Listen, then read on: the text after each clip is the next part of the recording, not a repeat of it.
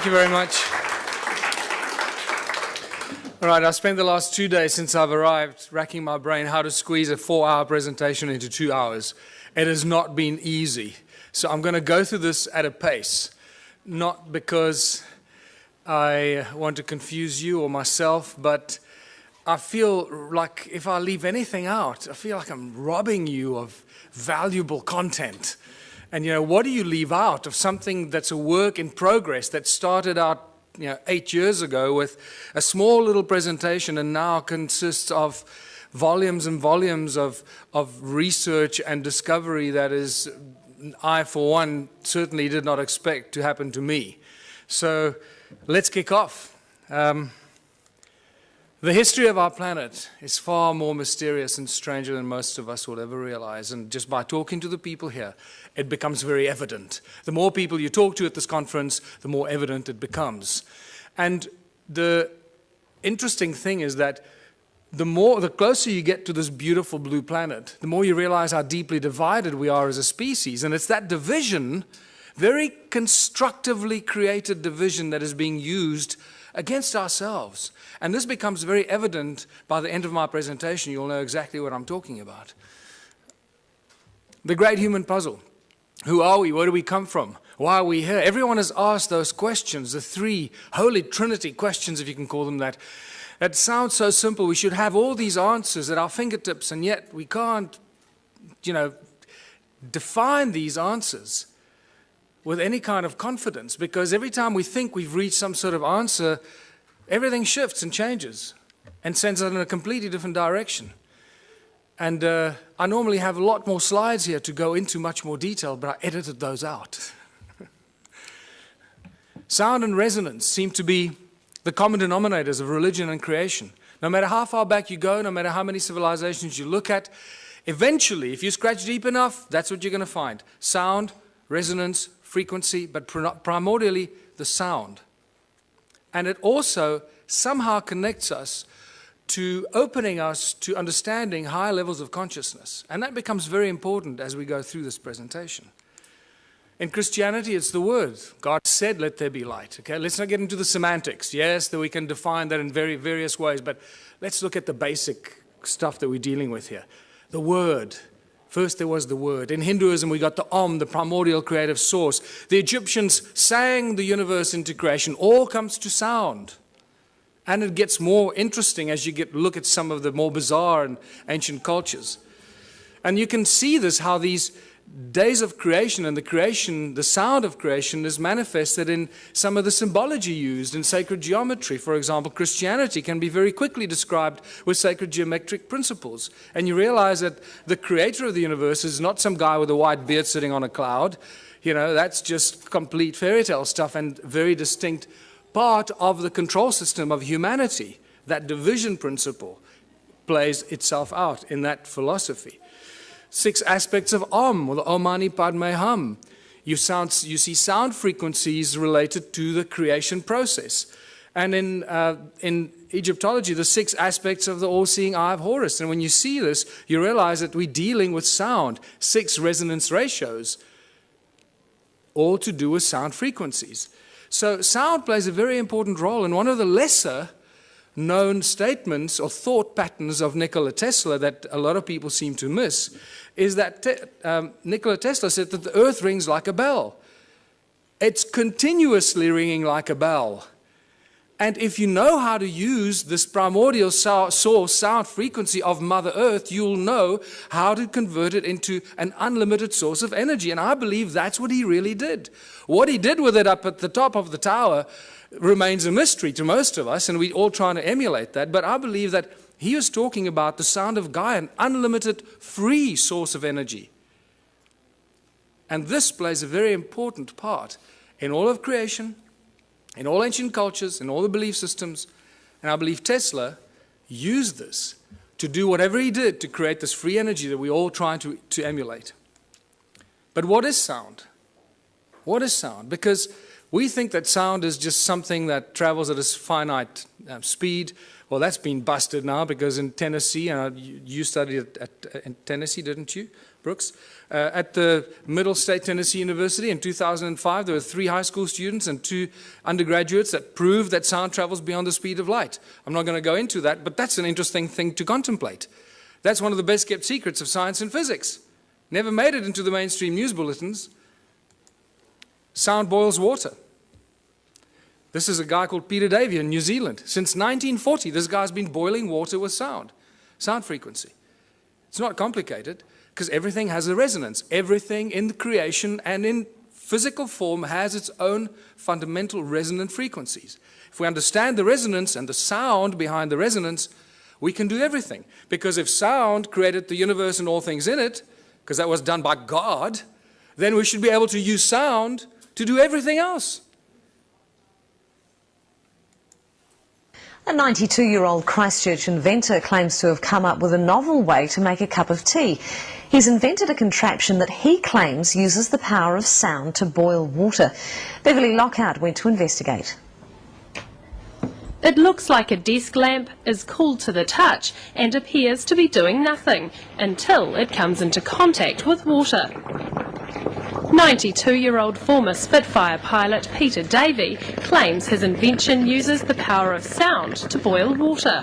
DSIR, they're a bit baffled how it works. Nobody really knows how it works. Davey believes high-frequency sonic vibrations emitted from within the silver bulb cause the water to boil. He says the idea came to him 50 years ago when he noticed different saxophone notes caused different household items to rattle. The mains-powered gizmo has experts intrigued. Never seen anything like it in my life, as they say. Professor Williamson has his doubts about Davey's acoustic theory and suspects there are 2 simple electrodes inside the boiler. It's the conductivity of the water that provides the path for the current and provides the resistance to give the heating. I'm careful that I don't divulge everything. I'm waiting to get a manufacturer that's prepared to put some money into it. And if he does get it on the shelves, he's already got one interested customer. If I saw one in a shop, I'd buy one, because I think they're an interesting little bit of technology. However it is they work. But for now, Davey is savouring his gizmo's success and sticking to his own unique theory on how it works. Beverly Lockhart, 3 News. And in there lies the problem. He's dead. He took his secret to his grave. We will never find out until we go there, try and wrestle it out of his family to share the secret with the rest of the world. I can't believe that in all of the world of science and the the amazing laboratories that we have, there haven't been some scientists that have reverse engineered this or figured this out. Can't be that difficult. It's a resonant harmonic frequency of boiling water. Reverse engineer it. Measure the resonant harmonic frequency of boiling water and build the device. I don't have the laboratory to do it, but I've asked so many people to go out and do it, and no one's done it. So, but what we learn from this experience is we're here at this conference talking about free energy. I believe free energy means free to the world, not just free that we can suck it out of the vacuum and then sell it to the rest of the world. That's no longer free energy. I believe it's crucial that we start thinking about free energy as when you find it, like this guy, give it to the world for free. Because if you don't, they're going to get to you, they're going to get rid of you, and no one's going to get it. They were waiting. I can imagine what they did when Peter Davey died. They breathed a sigh of relief, say, oh, thank God he's gone. And he was too greedy to tell the world how the simple thing worked. Thank God this human greed gene is so powerful that it prevents people from sharing this beautiful stuff. That's what I have a problem with. So what I urge anyone here at this conference to do, if you do find something like this, a source of free energy, do not keep it to yourself. Do not try and gain from the rest of humanity. Put it on the internet, make videos, put it out as widely as you can, share it for free with the world. It'll come back to you in abundance that you can't imagine. Yes.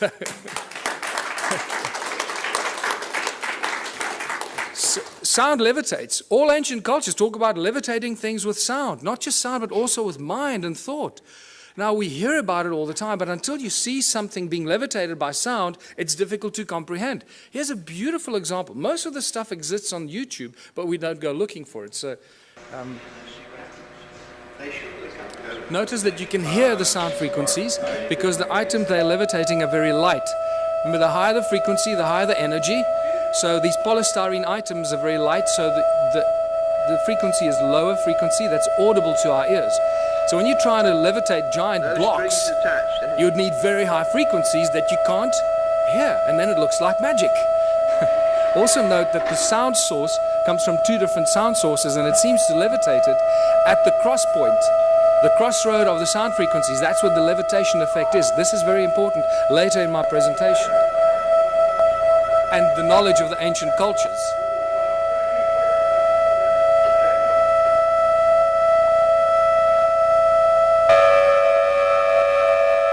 Just the slightest sound variation and the thing starts to tumble and spin. Slightest little variation on the frequency. Look where it starts to spin.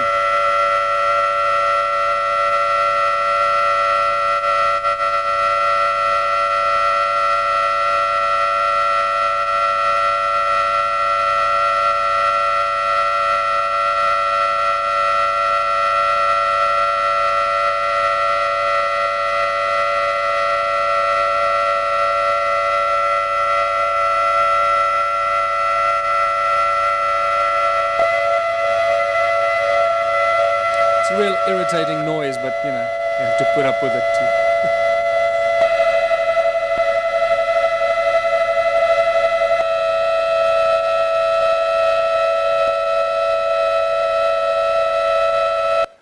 So sound levitates. It's no longer, you know, this fairy tale thing. It really happens. But sound source is also the inspiration for all the religions in the world, the great religions, and the most recognized religious symbols. This is from the guys that developed the cymoscope. I normally show the cymoscope, but lack of time. So look at this 3D bubble that is created as sound. Remember, sound is a three-dimensional thing. From the pop, it goes in all directions. It's not a wave on a piece of paper. It's a three-dimensional effect that keeps amplifying itself and goes on and on and on. Just because you can't hear it anymore doesn't mean it's not necessarily there. So here's a three-dimensional bubble that's created at the sound, but look on the right-hand side at the cross-section of it. What do you see? You start seeing one of the most commonly recognized religious symbols. Why did the religions choose the symbols? Because when you drill right into the middle of this, what seems to be at the very source of sound, the pop, or that instant of pop, this is what you get. Oh boy, do I recognize this interesting symbol.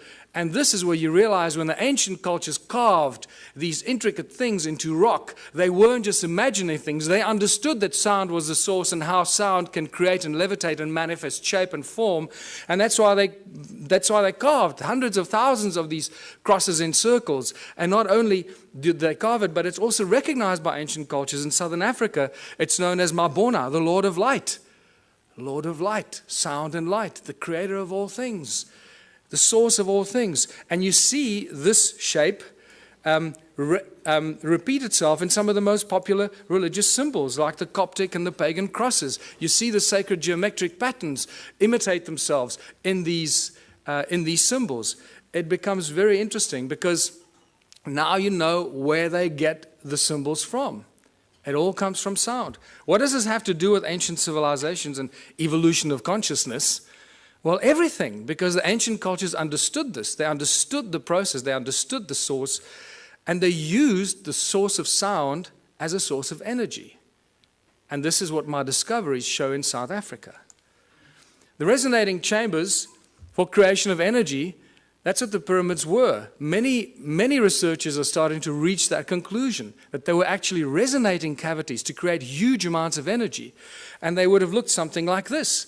What's also clear to me, the more research I do, especially at the sites in South Africa, realizing that we're dealing with sound and light, that they probably used light to activate some of these sound devices. They were actually resonating chambers, that it was activated by light.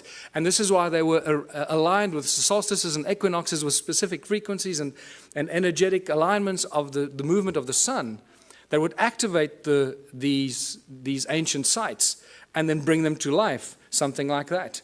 And if you think that's not happening, there's an interesting photograph that is available on the internet of some strange energy forms coming out of the pyramids, taken with some weird lens that shows you energetic frequencies, and this got me very excited because this is directly connected to my discoveries in the stone circles of southern Africa.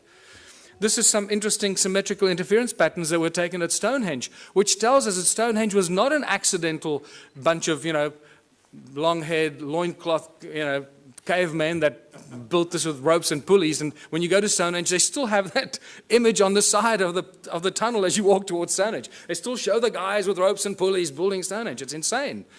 So it's a very, very advanced device, Stonehenge. And what blew my mind is how old Stonehenge is. This is probably one of the oldest sites on Earth.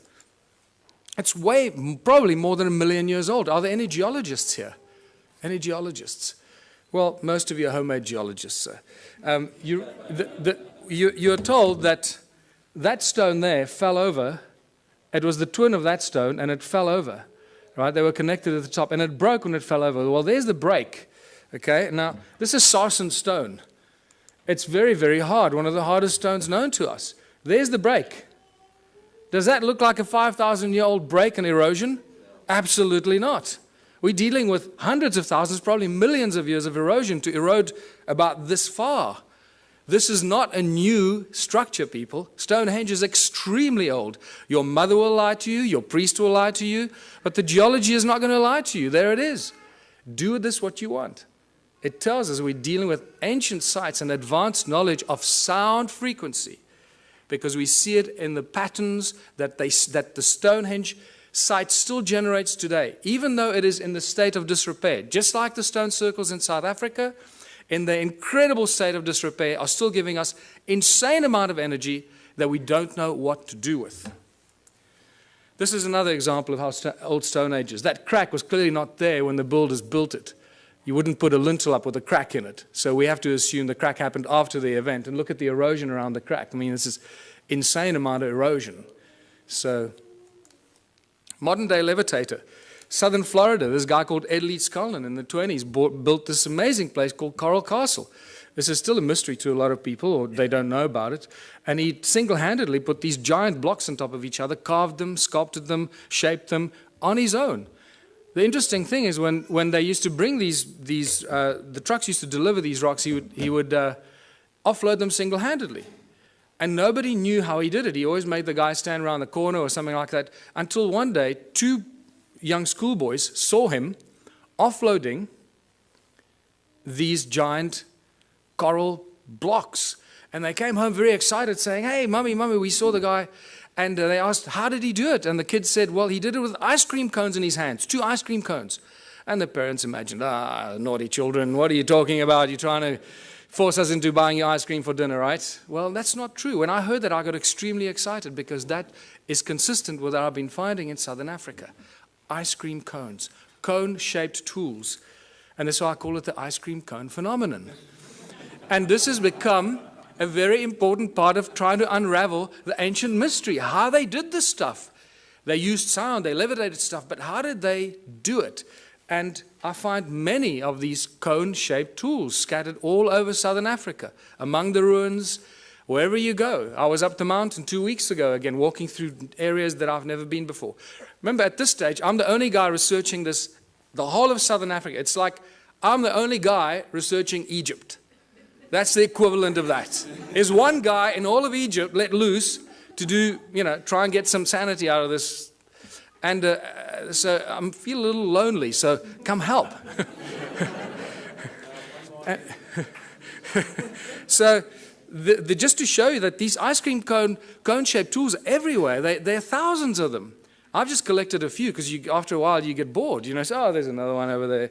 And then you get to the Rosicrucian Museum in the United States, and guess what I find? These cone-shaped tools on display with Sumerian writing on it, Sumerian cuneiform writing on it, commemorating the building of the temples in Sumer. They were then stored in the walls and hidden in secret chambers in the walls that were retrieved from the secret chambers in the walls. Now they're on display in the United States. Cone-shaped tools commemorating the building of the temples in Sumer. The plot thickens, doesn't it? So let's go back to South Africa, or Southern Africa. The current belief system is that Southern Africa was a sparsely populated part of the world with only a few inhabitants up to about 1,000 years ago. And they tell you about maybe 5,000 people, maximum 10,000 people, hunter-gatherers running around, shooting a buck here, shooting a buck there.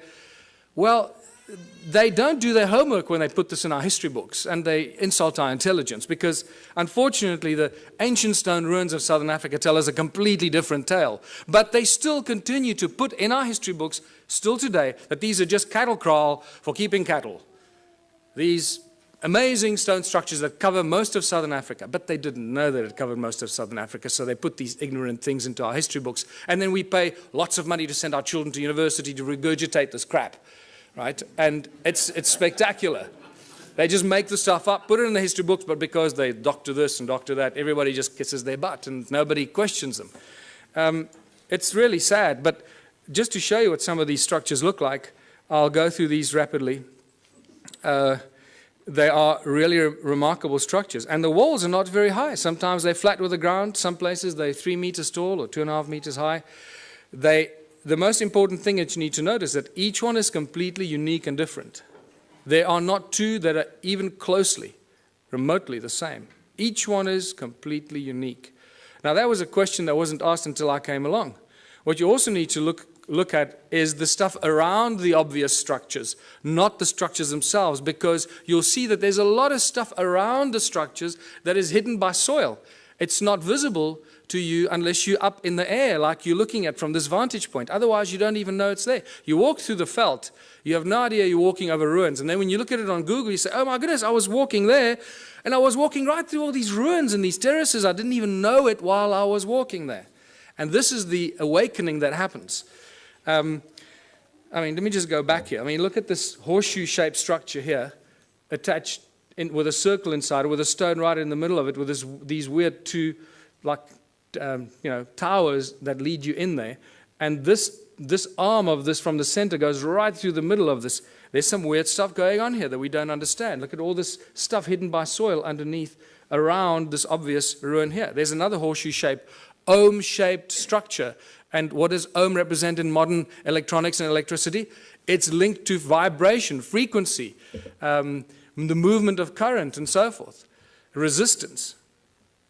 Look at all the stuff in between, covered by soil. You have no idea that there's much more of this stuff in between, connecting this one to that one. And then they build beautiful flower-shaped stone structures because they look like pretty flowers, right? Except you can only see it from the air. And they're all connected by these channels. There's a channel coming out of it and a channel running down there that's badly destroyed, and these strange hexagonal shapes. What is activity all about in Southern Africa? Always about gold. Don't you ever forget it. Always about gold. And remember, it's not the obsession of humans with gold, it's the God's obsession with gold. In Genesis 2, when Adam was alone on earth, Eve had not yet been fashioned from his rib. God comes to Adam and says, hey buddy, there's a place called Havilah. It's land full of milk and honey. The land is good, the water is good. And by the way, buddy, there's gold. What on earth is going on here? Why would God, the creator of the universe and all things in it, the commander of consciousness, want to tell Adam about gold? And it's in that one defining moment that you divide God with a big G from God with a small g. Huge, huge division. The twain shall never meet. And the Bible and ancient texts seem to be, especially the Bible, is constantly crossing those lines. What I find fascinating, scholars that have been studying the Bible for 30 years, their entire life, still keep crossing that line. God with a big G, God with a small g. The Elohim is a plural. The Elohim and the Anunnaki are the same beings, and I'll show you why. We've got conclusive evidence that the Anunnaki and the Elohim were the gods of the Bible, the gods with a small g, the malicious, malevolent beings that were after gold. The divine creator of all things does not want gold. He doesn't take credit cards, and he doesn't use money. And we'll get to that. The ancient history of Southern Africa is all about gold. You can't, the whole Monomotapa kingdom that was attacked by everybody from the north, and they could never be overthrown, the golden kings of Monomotapa. Fascinating story. Not many people are even aware of it. What do other ancient cultures or other ancient texts tell us? Well, the Sumerian tablets tell us in great detail about the Anunnaki. And all the great biblical stories are first found in the Sumerian tablets in much greater detail. And when they, like the creation of Eve from Adam's rib, is reduced to 2 lines in the Bible. In the Sumerian tablets, it's a whole chapter on it, how it happened, how they put Adam into a deep sleep, and blah, blah, blah. It's phenomenal information. But so what we do know is that a lot of the stories in the Sumerian tablets are translated into the Bible much later and abused or used for abuse against humanity. Work in the Abzu is the constant reference in the Sumerian tablets. Abzu has been given many names, but its primary sort of reference is always linked with gold. This is Abzu is where the gold came from, and there's some great references from Sitchin's work where the landmass, the shape of a heart was given, in the lower parts thereof golden veins from the earth's innards were abundant. Abzu, of gold the birthplace, Ea to the region the name gave. And I'll draw that comparison for you to show what he's talking about. The Sumerian god Enki is inextricably linked to Southern Africa and the gold mining empire. And in my longer presentations, I go into more detail why I say this, but it's just overwhelming. It keeps coming in waves and waves, how Enki is linked to Southern Africa and the gold mining empire that he set up there some 400,000 years ago. Now, Enki is not unknown in African ancient history. Creator Mutwa told me that Enki is known as Enkai, the creator of the human race. Just to throw that at you. And it gets weirder and weirder the deeper you go into this. And then Enki decides to create a species because they needed help to get the gold out of the mine. You can't just use machines. Machines break. And it's much easier to clone a species and train them and let them do this stuff, because if they die or get sick, then you just replace them. It's better than building machines. They just breed on their own. Look what they've done. 7 billion. Great breeders, these machines, these slaves. Let us create a Lulu, a primitive worker. The hardship work to take over. Let the being, the toil of the Anunnaki, carry on his back. Tells us very clearly what these guys were up to down there. Planning to create the Adam, Adamu. A primitive worker shall be created. Our command will he understand. Our tools he will handle. To the Anunnaki in the Abzu relief shall come. So we know that the Anunnaki were in the Abzu. They were doing something. They needed relief. And for this they needed a slave, and they cloned it. And boy, did they do a good job. This is fantastic reference to Enki's house, his mines, and his technology. In the midst of the Abzu, to a place of pure waters, Enki betook himself. In that land, a place of deepness he determined for the heroes into the earth's bowels to descend. Before they cloned the slaves or the human race, they referred to the Anunnaki who were doing the gold mining as the heroes, because they were doing the hard work in the gold mines. So for the heroes into earth's bowels to descend. The earth splitter that Enki established. Now I'm going to show you the earth splitter because this is one of my discoveries in South Africa. Therewith in the earth a gash to make, by way of tunnels, earth's innards to reach, the golden veins to uncover. Boy, now that we found the physical evidence in South Africa and Zimbabwe, mostly, suddenly Sitchin's work becomes like poetry, because we can point to what he's referring to. We've got the physical evidence for which he's often undergone a lot of criticism, Oh, he's making this stuff up. Well, anyone who's still a naysayer about Sitchin's work, wake up. We got the physical evidence. It's there in beyond believable abundance. Is there a ruin or a settlement that could be linked to Enki? Absolutely. And this is Great Zimbabwe, the greatest ruin in southern Africa. It has to be the biggest, right? This is just a spectacular place. And just to show you, some of the walls are 10 meters high and 6 meters wide. Great Zimbabwe is a spectacular sight. And it has got Enki's energetic imprint all over it. Any of you that do energetic work, go and look at it. You're not going to believe your eyes. What's so special about the ruins in southern Africa? Well, they're very special cattle kraal for very special cattle, because this is probably where the word holy cow comes from. Because most of these cattle kraal are built aligned to the sun and the stars and the equinoxes and the solstices. And wow, they went to a lot of trouble for these cattle, didn't they? And the sacred geometry. And you start seeing how sacred geometric principles just jump out of it, out of these structures, and you realize, hold on, this is not just somebody building things, to pass time. And clearly this was easy to these people, because every single one of these ruins that is measured, and this is all Jan Heine's original pioneering work for which you'll always be remembered, because every ruin that he's measured so far turns out to have these very intricate alignments. And this is spectacular. And you'll understand why this is so spectacular when you realize how many of these ruins there are. These, look at this, they're perfect, and you draw a circle over there, which doesn't look like it's real. But when you extrapolate that flat line into the circle, you get a perfect hexagon. When you start joining the corners of the hexagon, look how it touches the inner circle perfectly. This is not accidental, people. This takes real exact science and understanding. There you go.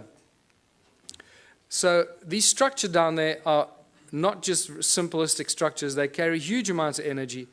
And important to note that there are no doors or entrances. This is an important thing that you find in some of the archaeological reports, and they say, oh, there are no doors and entrances, and then they forget about it. And then they tell you, it was probably built by a migrating group of 15 to 20 people, and they built it. And you say, hold on, you just told me there are no doors and entrances, and now you're telling me that it was built by people as a dwelling. So what's going on here? What are we dealing with here? And you don't get intelligent answers from the so-called authorities on this. And agricultural terraces. Thousands of kilometers of agricultural terraces. In fact, more than 450,000 square kilometers of agricultural terraces in a sparsely populated part of the world. Who built these terraces? What were they planting in these terraces? What's going on here? It doesn't fit. It doesn't match. Terraces are everywhere.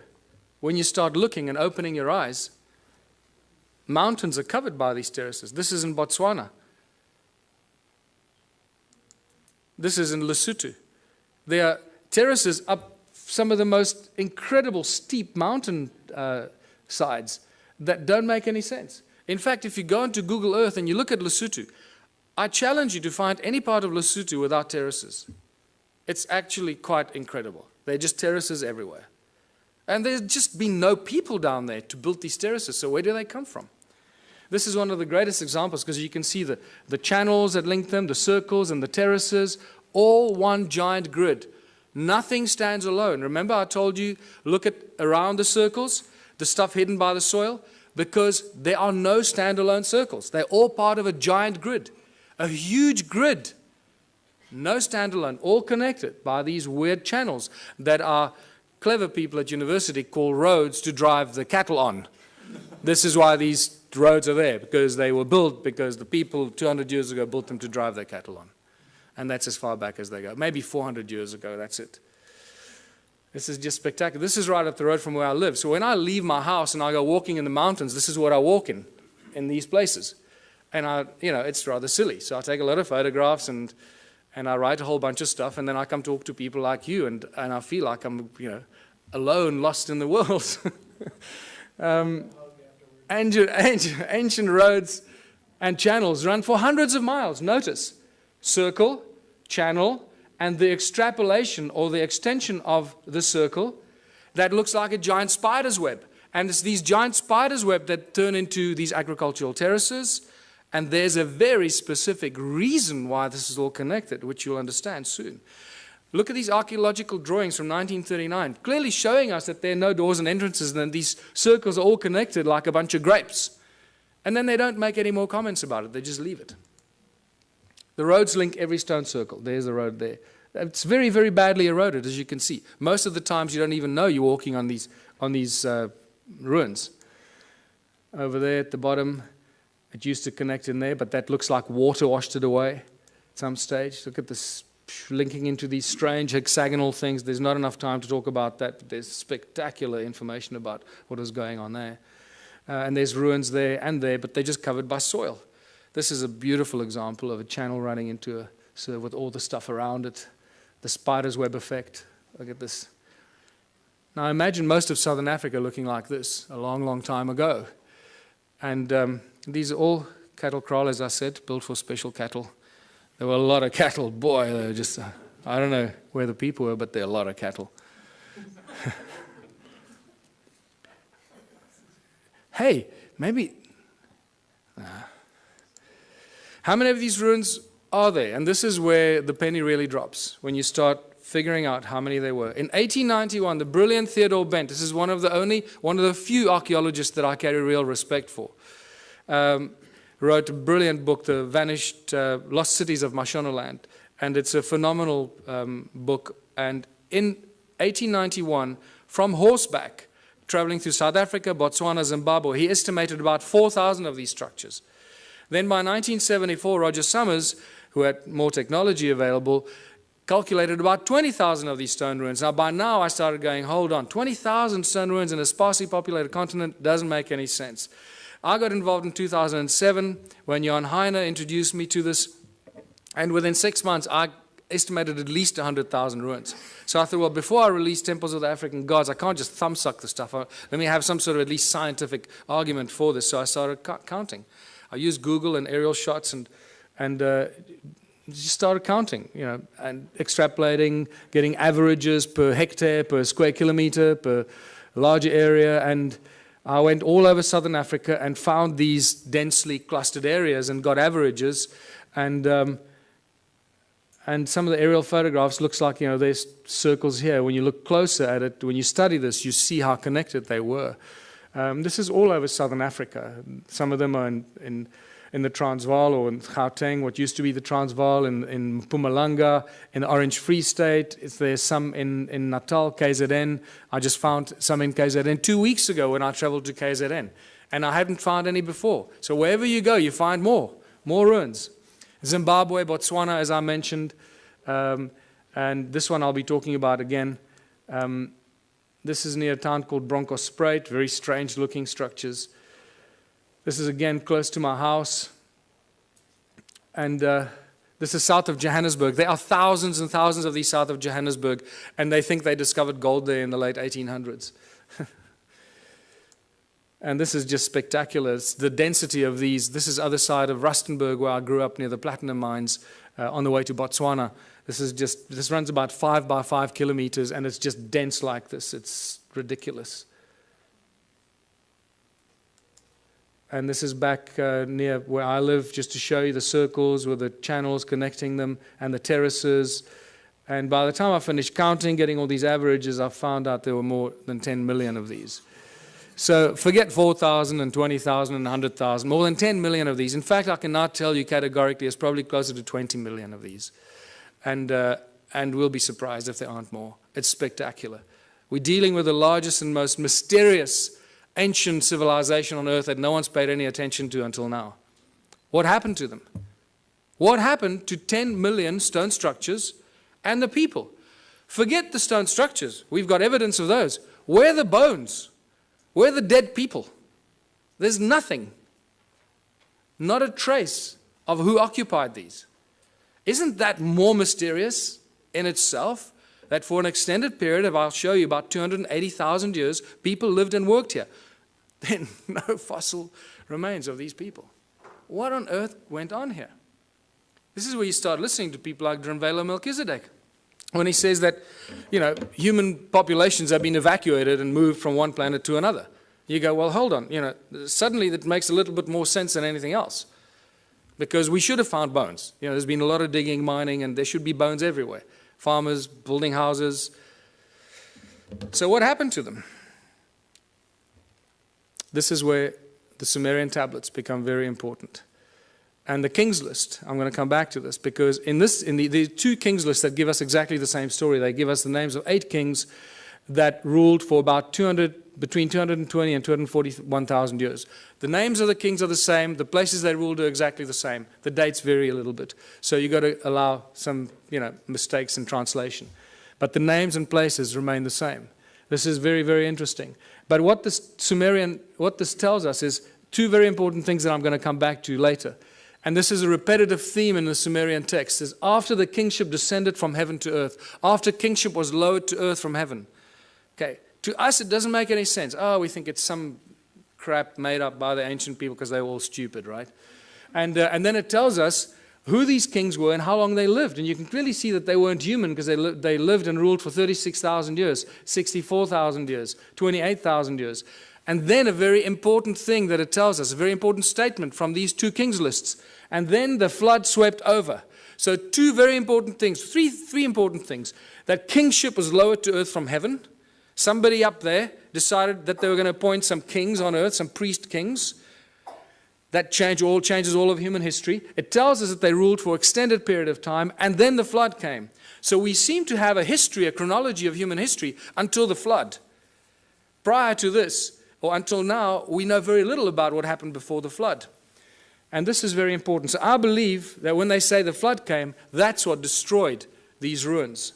Some 12 to 13,000 years ago, the so-called Great Flood that there's not much argument about in geologic and archaeological circles. And you can see the sedimentation. That's why most of these ruins are not visible. Most of them are covered by soil. They're hidden from us. And wherever there are stone circles, there are gold mines. You can't get away from it. More than 75,000 gold mines have been found between 2005 and 2010 in a geological survey just around the little town of Leidenburg in the Mpumalanga province. 75,000 gold mines. In the 30s, I've got two distinct, separate reports from two separate miners that mined in the province of Limpopo, northern South Africa, that found mysterious mine shafts, tunnels like this, at about 100 feet down while they were mining gold. Remain unexplained. Tools and artifacts were confiscated by the authorities, never to be returned. In the 1990s, De Beers found a mine shaft 22,000 feet deep that scared them. That they say it was cut with absolute precision, indicating some advanced laser technology that they do not possess. Anglo-American, I know, has a secret file that they keep for covering up ancient mines and shafts. Anytime they come across an ancient shaft or a mine, they cover it up and move on. They don't even discuss it, but they have a specific file for that. And I was told this by the chief geologist, the Anglo-American, while we were having a beer at a pub. He just volunteered this information to me. I was amazed. But then he didn't know who I was or what I was doing. Sneaky bastard. What kind of stone are we dealing with here? It's a very special kind of stone. It's known as hornfels. And it's known by geologists as ringstone. And I was the first person, I'm astounded, the first person to ask what kind of stone was used to build these ruins. They just, don't go there. And it's metamorphosized quartzite. It's incredibly hard. You can't break it, people. I've tried to break some of these. This sliver is a break I keep in my museum. This happens as a result of heat. You expose it to fire, it breaks up. So clearly they didn't use fire in any of these ruins. Otherwise there'd be none left. As you can see, it's black on the inside, very hard, and then it's got this stuff called patina, the skin, like a skin that grows. It's an oxidization and calcification process. It grows incredibly slowly on this specific rock. And what is fascinating about this hornfels stone is that it conducts sound incredibly well. It rings like a bell and light. There's some more examples that I found that I keep in the museum. And more spectacular examples. And just to show you, there's a little... The most remarkable artifacts that I've collected, this particular stone in my hand here, this beautiful Stone Age club, it looks like something out of Flintstones. I'm going to show you how they ring like bells, because I can't carry these with me all over the world. So a quick demonstration how these stones ring like bells. I just discovered that in geological terms, these stones, this particular stone, the hornfels in South Africa, is also known as ringstone for that very specific reason. And to ring these, I'm going to use my brand new tool that I just collected about a week ago. This phenomenal, absolutely phenomenal artifact. And I'm going to use this to ring these stones. This looks, we always joked when I found this, that this looks like a Stone Age guitar. And it's pretty much like that, And I'm going to show you that it is very closely related to a musical instrument in ancient times for very specific reasons. Now you might think that the stone shape is just accidental and that it broke off or something. You'd be mistaken, because I've collected probably about 4 or 5 stones that are very, very similar in shape, very similar carving structure. There's broad base here and then down to a narrow tip, and somebody removed this particular piece of the stone over there for specific reasons, as you will hear, which I'll ring a little bit more. They ring like bells. But it's also important to note that you cannot carve or chip this stone. it will splinter and fragment, and it will not be chipped or carved. Okay, so these shapes that we see here must have been molded in some way, and molded for specific acoustic properties. And this is why. You've got to hold it a very specific way to make as little contact as possible to get it to ring and resonate at its optimum. Now remember, it's also covered in patina, the skin of the rock, this brown reddish color that covers the rock, that is no longer the original black or charcoal color, the original color of the metamorphosized quartzite that's underneath. And that's how it rings.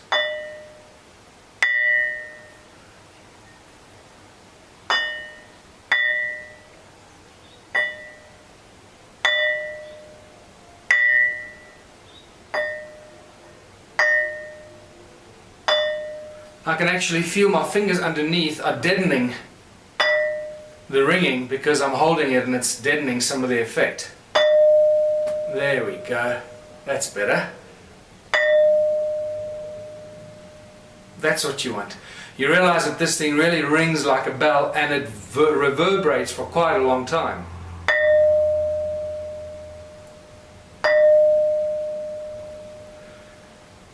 Alright, and now to show you that this is not the only one, here's the other one. The Stone Age Club. And I drove over this myself a few times, driving up the mountain of the forest road, and eventually I stopped and picked it up because I realized this is one of the most remarkable tools that you will ever find, and thank God I did.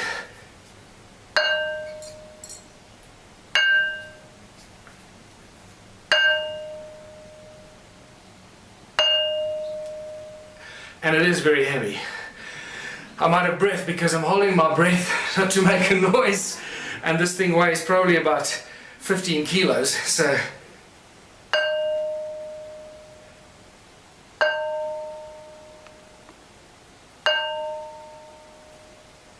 and there you go. Demonstration how these stones ring like bells, and they were used in all kinds of ways and fashions, just like the Ankh, to create specific vibrational frequencies and specific notes to use as a form and a source of energy. And just to remind you, metamorphosized quartzite is full of what? So we can talk about this later when we start getting into the consciousness principles. What are we really dealing with here? And what do these ancient sites contain? How much information is actually stored in these ancient sites? Yes? Just a quick question. With the stones there, I noticed that the frequency was the same. It seemed to be the same note. Did you actually ever try and measure the exact frequency? Yes, we did. We measured... Well, not those two. I haven't tested those two. But somebody emailed me. I get thousands of emails. Somebody emailed me saying that's a B flat, I think. That is very important, but it's just not enough time to go through all the stuff, sorry. And then all these anomalous tools I've been collecting and finding. Strange tools. Once again, some of them are these cone-shaped tools, always to these points. And then the stone phallus. Stone phalluses seem to be very popular in these ancient times.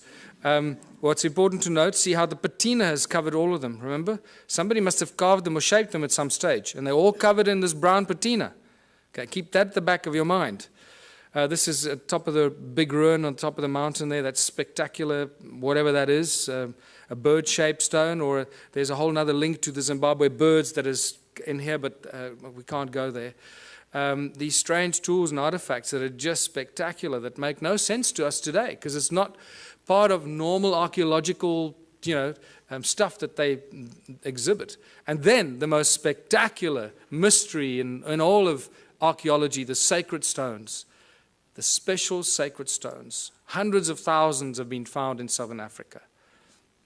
Now, because we had a breakthrough energy conference, you'll automatically notice that they resemble a torus shape. So I'm giving you a little hint as to what these are for. But in South Africa, the Archaeological Society has it as a logo, and they will still teach you that these are weights for digging sticks. That the people made them in the hundreds of thousands when there were only a few thousand hunter-gatherers, because this is from the Stone Age, right? So there were no metal tools. They made this with other stones because they needed weights for their digging sticks when they were digging for roots in the veld. I can't think of anything more insane. These people should be locked up. Where's the flagship among all these ruins? And this is where we get to the very important Adam's calendar. It was rediscovered in 2003 by Johann Heine, and he'll always be remembered for that, because this is one of the most spectacular discoveries in all of human archaeological history. These are the two central calendar stones. Baba Kreda Mutwa, the preeminent African shaman, told me when I saw him, there you can see Adam's calendar in my other book lying on the desk. When I showed him this book, he burst into tears and took quite a while to calm himself down. He said he never thought he'd see that sacred place again. He was initiated at this place in 1937 as a young shaman, and he calls it Inzalo Yelanga, or birthplace of the sun. Specifically the S-O-N, not S-U-N, because it is believed by the shaman that this is where the gods created humanity, birthplace of the sun. That's what it looks like from a helicopter, circular structure, that is north, that is south, not the trees, the stones under the trees. They're the two central calendar stones, and over there you see a wooden pole, that's where the stone man used to stand, and right from the stone man across there, across the Horus bird lying there, which you'll see, we're looking east, exactly east at the rise of the sun. On the edge of this cliff, which is known as the Transvaal Escarpment. There's looking north, exactly north, between the two stones. You can see north-south line goes right between the two central calendar stones. And why is it a calendar? This is Johann Heine showing me of our very first visit there, why it's a calendar. And he did all the original calculations when he rediscovered it. This setting sun casts a shadow, this rock casts a shadow on this one, and you can tell every day of the year, from the summer solstice on this side until the winter solstice on that side, and it comes back.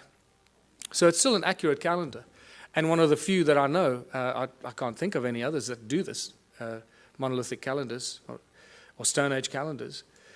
This is a 3D reconstruction that we did, putting the stone man back in his place, who was removed in 1994 by the Minister of Environmental Affairs, to put a plaque on it to commemorate the opening of the Blue Swallow Nature Reserve. Isn't that ironic? Desecrating one of the oldest sites on Earth. And then they try and prevent us going there because we're bringing tourists there and we're desecrating the place. And there you have, looking out east from the stone man across the calendar stones, very distinct Horus stone, looking at what? 3 stones that seem to align with those pyramidal structures over there, that are aligned with the rise of Orion over there. But you'll see more about that now. How do we date the stones? We look at everything. I'll look at anything, because you can't date stones. So you got to look at everything. Use your, do what the guys in CSI do. Follow the clues and the evidence. And what makes most sense, you have to go with that. So first of all, every stone there is known as dolerite. It doesn't belong there. It is now categorically proven and shown from geological studies that those stones do not belong there. They were brought there by somebody to build the calendar site. That's the edge of the Transvaal Escarpment. It's known as Black Reef Quartzite, and it's full of gold. There's a gold mine underneath that ridge, actually, an ancient gold mine. The erosion, that piece there broke off there. That's the erosion on the tip of that ridge, on the break. Most geologists I've asked suggested to me, pick a number above 50,000 years for the amount of erosion that happened there. So 50,000 years ago, that piece broke off and landed there. Right? So now we're starting to get to the ancient age of this. But this is one of my best, is the patina growth, because I've told you already that these tools have been molded and shaped, and the patina has grown back. That's what it looks like when the patina is gone, black, and then the patina grows back. This is a great example of a monolith in one of the stone walls that at some point broke, and this tip broke off. Look at the patina that's grown back. There's about 2 millimeters of patina growth. We're dealing with something. This patina is known to grow at about 1,000 years per microscopic layer. 1,000 years per microscopic layer. So for a millimeter or 2 millimeters of patina, we're dealing with something that's 100, 200, 300,000 years old. We don't really have a measure for it, but it's extremely old. And we know that this is not normal archaeology. Look at this beautiful carving of one of the stone structures. So not only did they build the stone circles, but they first carved them into rock. This is another interesting part of this presentation that I normally go into a lot more detail. But look at, after they carved this crack appeared through the rock. This hornfels stone, you should see the black of the hornfels on the crack. On a fresh crack, you'll see the black of the hornfowls. But it's so old that the patina has grown into the crack and completely covered up the black color. So this shows us how old this carving is. So we're dealing with probably 50 to 100,000 years old that this carving is. So these are the kind of indicators that we have to use when you deal with this kind of evidence, because you can't follow the normal archaeological routes. They just don't have the tools to do that. But this, my friends, is by far the most important discovery, I believe. If you look at the circular, you can see the whole Adam's calendar is a circular structure, north-south. But the first thing that you notice is that it's not at 12 o'clock. It's not true north. It's slightly left of center. So Johan Heine and I had it measured, and we found out that there's a 3 degrees, 17 minutes, and 42-second deviation anti-clockwise. Now, that's not possible, because we're not dealing with magnetic north. We're dealing with true north. And at first, we thought that this had something to do with the precessional wobble. So I spent a lot of months trying to analyze and speak to experts in precessional counting and all that. And I realized, hold on, I'm barking up the wrong tree. This is true north. Wherever you are in the precessional wobble, true north stays at true north, right? So what's going on here? This is 3 1/4 degrees deviation. I believe that the man that holds all the information is Charles Hapgood, who's been trying to teach us about crustal displacement and crustal shift. I believe that Adam's calendar is a real geophysical example that crustal shift displacement did happen, because these guys did not make mistakes. They would not have accidentally built a 3 1/4 degrees out of alignment. It's not going to happen. So, we know that crustal displacement happened, we just don't know when. But here we have physical, geophysical evidence that it did occur. And then obviously the Orion connection. You can't get away from the Orion connection. All ancient cultures do it. I've mentioned it already, those three. There's your Horus stone, and look at that distinctly carved rock there. Those three, if you lift them up, they align precisely with the rise of Orion's belt when it was flat on the horizon. I've had 2 separate calculations done by 2 separate astronomers. Both of those will be wrong, because none of them took into account that 3 1/4 degree misalignment. So, but it just shows you that their calculations are really, really old. That's really interesting. I didn't cross-examine on them. And just to show you this beautiful Horus stone, I discovered that one morning when I went there with another guy very, very early when I started doing this exploration. And that stone was covered by soil. So we couldn't see. I didn't know that it was actually a Horus or a bird-shaped stone. But then when I moved the soil away from about there, suddenly this beautiful head and nose appeared. It doesn't look like much from here, but there's nothing to stand on to take photographs. You know, if I take one step backwards that way, I fall off the edge of the cliff. So, and there you go. It's about 3.5 meters tall. There's a fat belly there that you can't see on this angle. And the nose is broken off. It's probably maybe another foot there that would have extended. If you lift it up, there you got it, reconstructed. Adam's calendar. When I called it Adam's calendar, I had no idea how close to the truth it was. This is where humanity was created according to ancient African culture, where the Anunnaki artificially, genetically created the Adamu, the human species that we all belong to in various forms and shapes. And then we get to the discovering of the pyramids. The mystery just, gets better and better. Look at that. This is one of the first pictures taken of Johann in 2003 when he started measuring the calendar and finding out all these mysteries. One of the best pictures, because I've been there thousands of times and you just don't get good pictures of the pyramidal structures. There's a third one, a little one over there, just sticking its head out. I've been told through various means that there's about 30 meters of sedimentation down there. So we're only probably seeing half of those pyramidal structures because of the flood, remember? The flood that destroyed all the stuff. That would have covered all of it. Why are they pyramids? Why am I so convinced they're pyramids? For various reasons. First of all, when you go into Adam's calendar, the moment you cross the circle, because there's no obvious circle, it's an imaginary circle. The moment you cross that circle with your GPS, you lose signal. Okay, it works here. The moment you walk in there, your signal is gone. And I love the macho guys. They just love it. Oh, my GPS will work. You'll see. I'll show you how my GPS works. And they go in there. It's fantastic watching them. Just see that ego drop very quickly. And then when you take the same GPS down to the pyramids, there were 4 of us.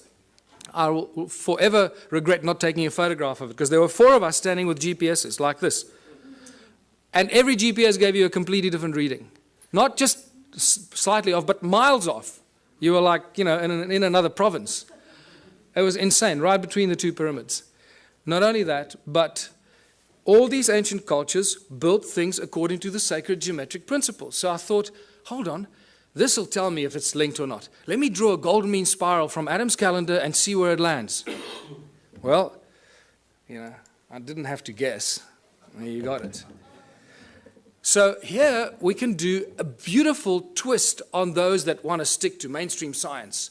And we can argue the argument of probability, which is one of the most commonly argued arguments in science, isn't it? Probability.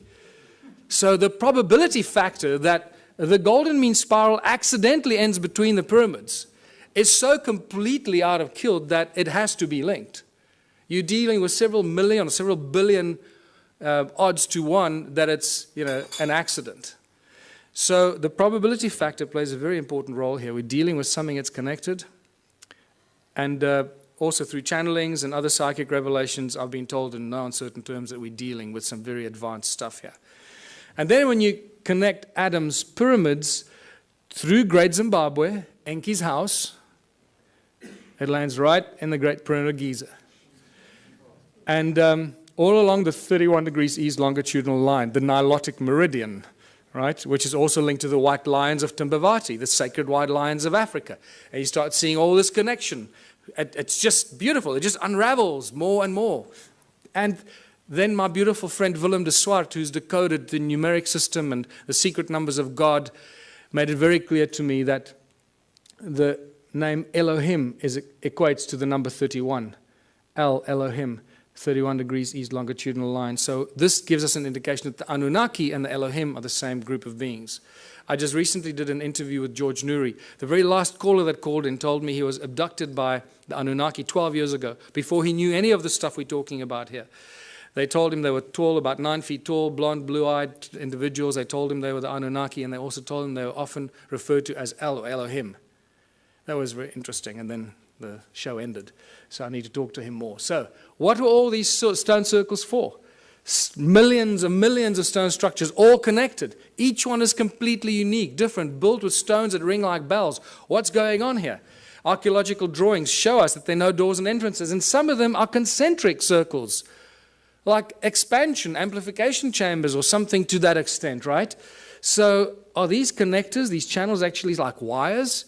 Absolutely. So let's go back to what Nikola Tesla said. He said the earth rings like a bell and it's an inexhaustible source of energy if you know how to use the sound frequency of Gaia. And I believe that this is what it is. The cymatic patterns remind us of what we're looking at.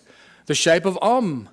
This is the shape of Ah, sand on a metal plate. That's what you'll find. So what we're looking at here is cymatic patterns from Earth. Each one of these stone circles just simply represents the cymatic or the shape of the sound of Gaia at that particular point. And this is why they connected. So they created one huge energetic field. There's one example. There's Hans Jenny's photograph, the circle in the middle and the spider's web effect outwards, the circle in the middle, spider's web effect outwards, except these were connected so they could share the energy they suck out of Mother Earth. And but how much energy could these structures create? For this, we got to go to 1944 and Japan, when they were developing the death ray with which they were going to smite the Allied army. But unfortunately, they got nuked, so they never got to use the death ray. But one of the things that I found out is that at the core of this death ray was a thing that they used called a magnetron, a resonant cavity magnetron. Well, this is, you start a frequency in the middle, you amplify it in these resonant cavities until you decide when you want to take it out of the wires. And that magnetron is used in laser beams, it's used in microwaves, it's a technological tool used in many applications. This has got a little magnetron in it, or a klystron, I think it's called in this. And then it goes through what? It goes through a crystal to focus the light. Right? So if you're working with light, you need to use crystal because it lets the light go through it. Right? So I believe that this magnetron was used. There you go. If a magnetron a few centimeters in diameter could fry the Allied army, how much energy can a magnetron 22 meters in diameter create?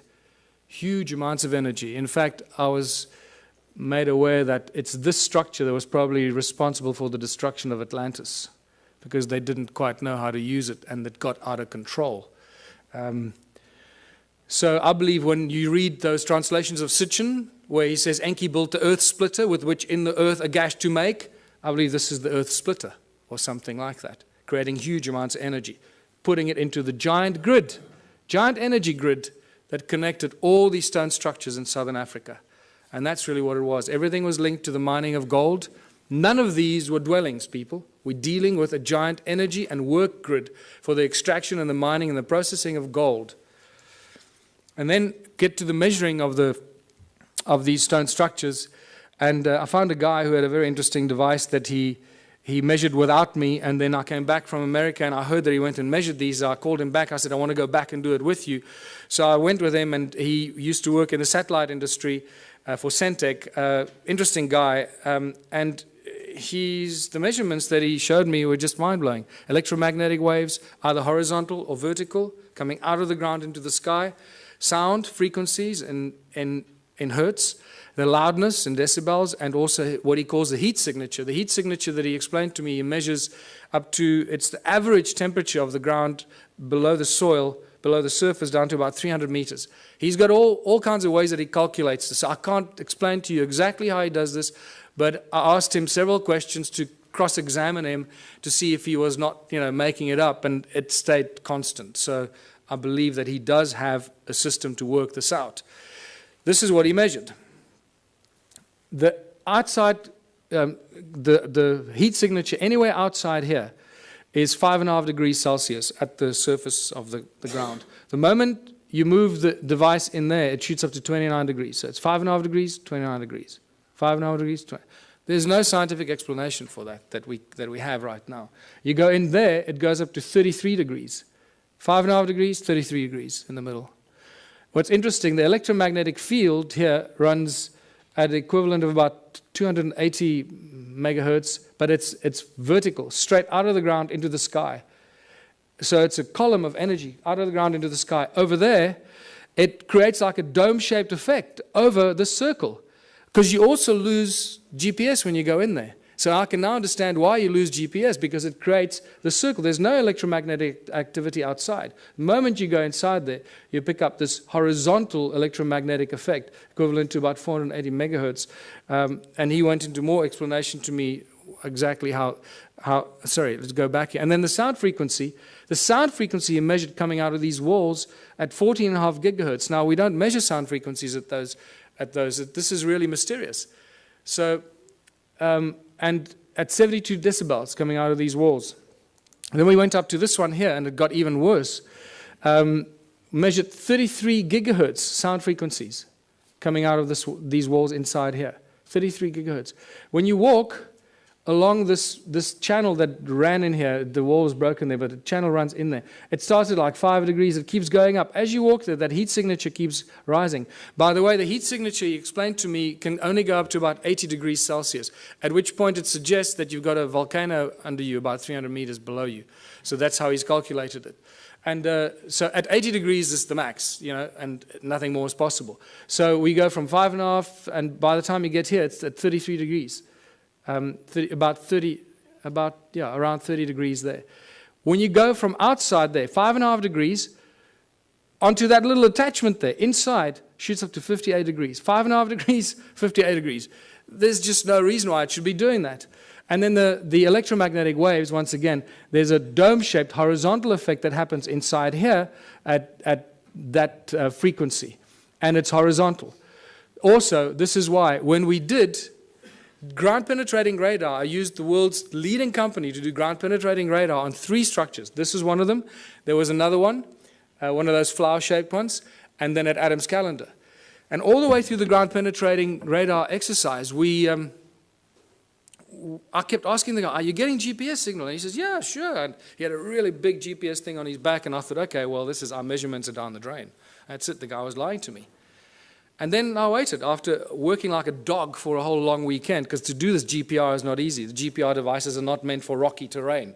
You've got to drag this big box and up the rocks and down the rocks. And I had to do the dragging. So I worked my butt off for the whole weekend expecting some results. So, you know, a week goes by and I phone the guys in Joburg and I say, have you got any results for me? I'm dying to see the results. And they say, yeah, no, we've got some problems with, I'll get back to you. A month goes by, nothing. 3 months go. Eventually I said, just tell me what's going on. He says, look, we got real problems with the GPS. Everything is just completely scrambled. I don't know what happened. I'm really, really sorry. But it's just like complete garbage. This has never happened to us before. So I went, don't worry, it's okay. You made me the happiest guy in the world. Because now I know that our measurement's accurate. It looks like you're getting a reading, but you're getting garbage. So when they put it in the computer nearly blew up. It said, sorry, buddy, I don't like what you're feeding me. And then we get to Adam's calendar, and everything we know, or we think we know, just flies out the window. There's the imaginary circle once again. And as you approach it, the heat signature is at 9.5 degrees. It's a little higher than the other places. As you cross that imaginary circle, remember there's no wall. So 9.5 degrees, as you cross in there, it shoots up to 77 degrees.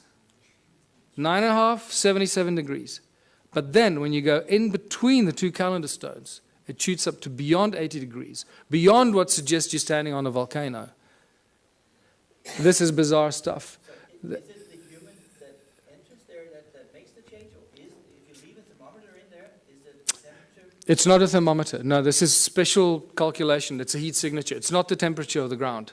Okay, so it's the average temperature that he explained to me, about 300 meters below the surface, going up in temperature, suggesting that at about 80 degrees, that heat signature would equate to a volcano, volcanic activity. And then we measured the sound frequency, first of all. Once again, nothing outside. And then as you cross that imaginary circle inside, it shoots up to beyond 375 gigahertz. This is sound frequency. Now, I've never heard of anything before measuring sound frequency at these frequencies. In fact, I've had several people argue with me that sound doesn't exist at those frequencies. I say, oh, well, it just disappears. What happens to sound? It just disappears because we can't hear it. So there's an interesting debate to be had there with some of the brainy people out there. 375 gigahertz sound frequency. That's insane. That's ridiculous. But then the electromagnetic fields become very important in this discovery, because as you cross in there, it shoots up to 1700 megahertz, equivalent electromagnetic activity, horizontally, creating a dome-shaped effect. Again, this is why the GPS doesn't work inside there. But in between those two calendar stones in the middle, it shoots up even higher to 1800, but vertically, straight out of the ground into the sky. And that just blew my mind, because that made me realize that we're dealing with something very special. Since I first started going there and taking psychics and connected people there have been hundreds that have told me things about the site that could not be told unless you knew something. So once again, the statistical probability that they were lying to me is out the window. They must be telling me the truth. And the recurring constant, that thing that I've been told by, strange woo-woo people, is that it's an active vortex and a portal. Now that we've measured it, I believe them, because this is the kind of thing that we measure there. Electromagnetic waves run horizontally, vertically, and then vertically coming out of it is one vertical shaft of electromagnetic waves straight into the sky. So what is this calendar site all about? What were they doing here? What were the Anunnaki doing here? They were getting gold. They were using the people to mine the gold, using advanced technology, Caesar technology, getting it off the planet. We know that they were getting it off the planet. Sitchin makes it very clear in his translations. But he says they would beam it up with skyships. I think he was very, very close to the truth, except the word skyships was misinterpreted in his translations. It wasn't skyships. It was a contraption like Adam's calendar. Beam up the gold, Scotty. Where do you want it? That's what we're dealing with here. They were getting the gold off the ground, off the earth, somewhere else. The gold isn't here. One of the biggest mysteries. Where's Germany's gold? Where's the gold in the USA? The gold is missing. Suddenly all the countries around the world are waking up that they don't have any gold. Well, this is an age-old story. It goes on for all of human history. Remember when the Spaniards arrived in the Americas and everywhere in the world, they found the native populations, they had all this gold, and they asked them, who does the gold belong to? There was always one answer they received: The gold belongs to the gods. And they were right. And they're getting it off the ground, off this planet. So, Caesar technology was only discovered in the 17th June 2009. This was reported on in some of the scientific journals, talking about sound as being used as laser beams. Not light, sound. And they think it's very exciting because it's got great applications in the military, obviously. And this is where the sacred stones come in. Because I believe these are not only energy devices like toruses, toroid energy generating fields because of the special stone they're made of, but they're also frequency converters. One frequency in, another frequency out. And I believe that these pointy stones, like Ed Leeds-Skalnin, was reported to move the giant blocks with 2 ice cream cones in his hands. Well, you hold those 2 in your hands, it'll look like you're holding ice cream cones in your hands. And at the point where they cross, beaming high-frequency sound waves, they will create levitation. The higher the frequency, the higher the power and the energy, so you can lift huge things up and move it around as you want. Ice cream cones in your hands. Boy, those 2 schoolboys made my day. There you go. What I find interesting is that average 3 centimeters, which equates to 10 gigahertz. So when we reverse engineer this, I'm looking for laboratories that work on laser technology. We can do some remarkable experiments, people. We'll change the world. We'll use these stones and we're going to discover new energies. And we can, any volunteers, we can put you in front there, set it up, and see what happens if we phase you out or if you're still there. 10 gigahertz. So what have we learned from all of this? If we don't learn something from this information, it's completely wasted on us. And I believe we're going to have a break now. Is that true? We're going to have a break? No break? So I was going to have a 10-minute break, but mostly for your sanity, I'm used to this. So I believe that we're reaching the conclusion of a prophecy. All the ancient cultures have these great, amazing prophecies that last thousands and thousands of years, and they say that the end days will be as the first days. Did you know that in 1980, in the mid-80s, 4 of the North American native tribes came to South Africa to meet with Creator Mutwa and some of the African shaman because they believe that the new age will rise out of South Africa. It was quite amazing. And they had all these ceremonies at these sacred sites and so forth. So the end days will be as the first days. Well, if humanity arose out of South Africa, then it should restart there again. And it makes me quite curious to see what's going on in South Africa at the moment. There's some really interesting things, and I seem to be involved in a few of those for some reason, but we're rediscovering free energy. We're discovering that sound is a source of energy. We just need to realize how to use it, figure out how to use all these ancient stone circles that give us insane amounts of free energy every second of the day. We just don't know how to use it. We're crossing the galactic plane. It's the rise and fall of civilizations, concluding these giant, as Plato called it, the great year. We're exposed to frequencies and energies that we probably haven't experienced in the last 26,000 years. So no wonder we're going through, turmoil, and a lot of people are going crazy. They don't know how to deal with it. We're exposed to galactic light from the great sun, the cosmic, the center of our galaxy. And we're exploding with consciousness. Why?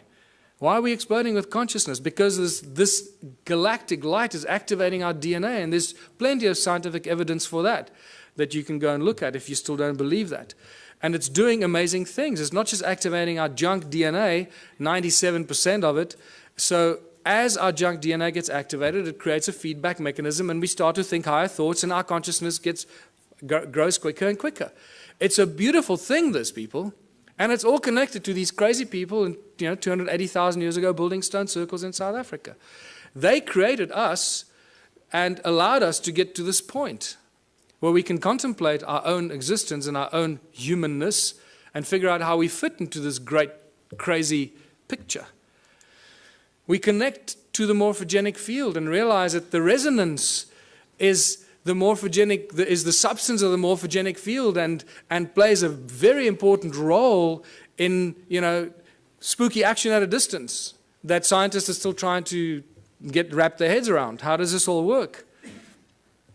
And this is where I realized that if we don't learn something from this ancient civilization and apply it today, it's going to be completely wasted. So I realized that these people lived for long, extended periods of time without money.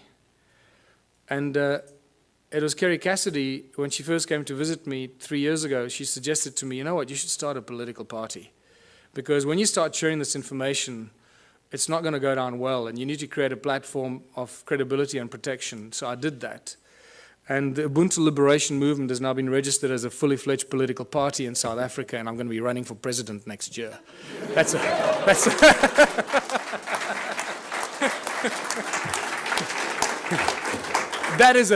the funniest thing I've ever heard. But it's true.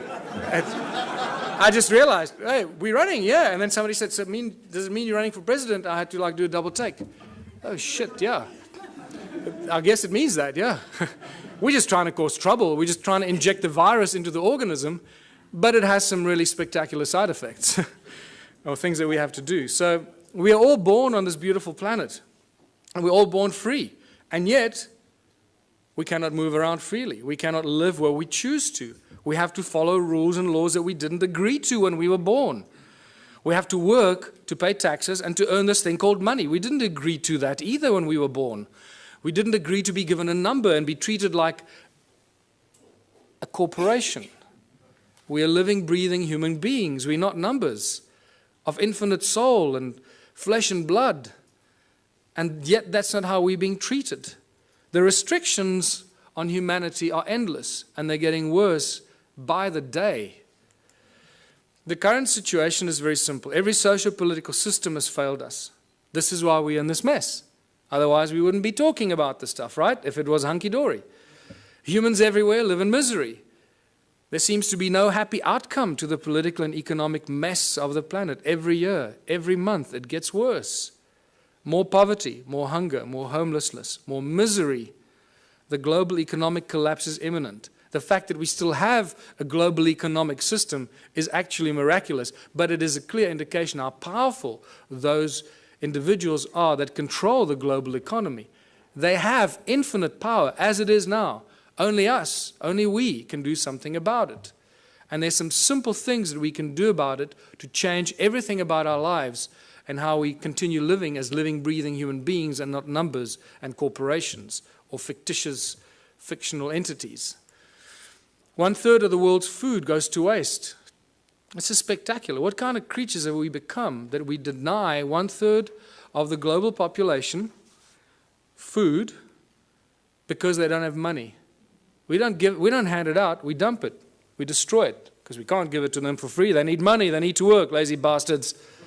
Do some work, go get a job, become a respectable member of society, get a job. We don't need jobs.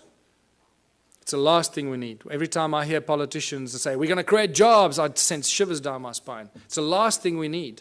Busyness. Keep you busy, running around, forgetting what you should be doing, what kind of life you should be living. It's all encoded in the language that we use. How did it get so bad? This is where we get back to what we've just been to, the ancient civilizations. A small group of royal political families and the banking elite families took control of the world.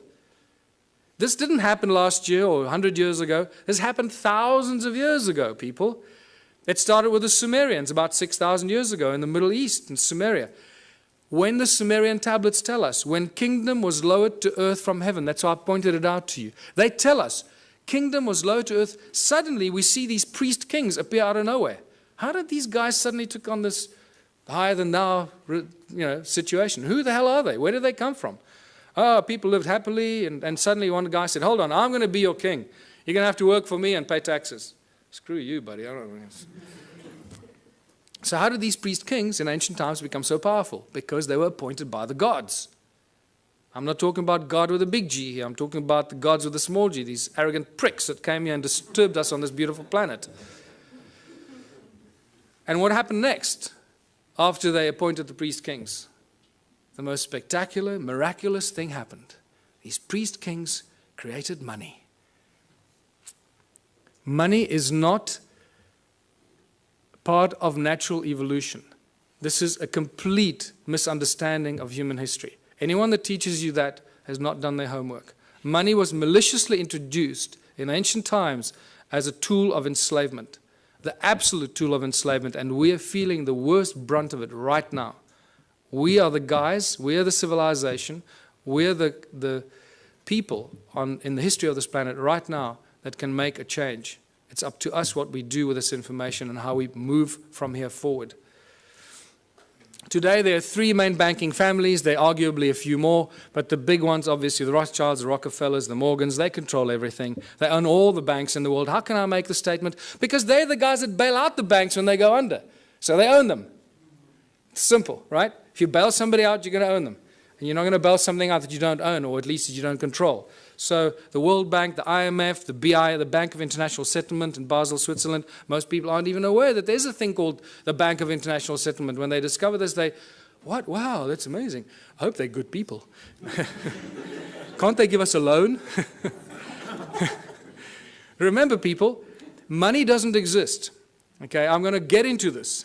Yes, did you want to say? What I don't understand is, you now say all the past history was rubbish and it was all evil, but still you want the government, the president. I don't understand it. So okay. You believe in the system, but everything else is rubbish. No. I don't. No. That's what you're actually saying. No. You're getting the wrong end of the stick.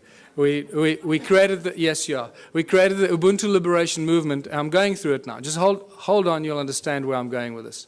Okay. There's going to be another point in time to ask questions. Okay. I discussed this because this is quite central for our understanding of who we are. Yeah. Okay.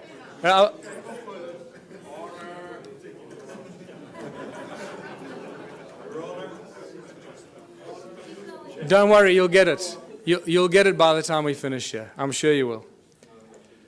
The banking families own the world. It's simple as that. If you don't believe that, then you also haven't done your homework. So all the discussions we've been having, and I've been going into many of these discussions, money keeps coming up all the time. But remember, money doesn't exist. Money is just empty promises. There is no thing as money. In fact, for those of you that know, I've been actively involved in legal cases in South Africa against the banks. Not just the banks, against the central bank, the South African Reserve Bank, the Minister of Finance as well. I've even opened up a constitutional court case against the banks, the Minister of Finance, and the Reserve Bank, which had an interesting ending. If we have time, we can talk about that. But it doesn't stop.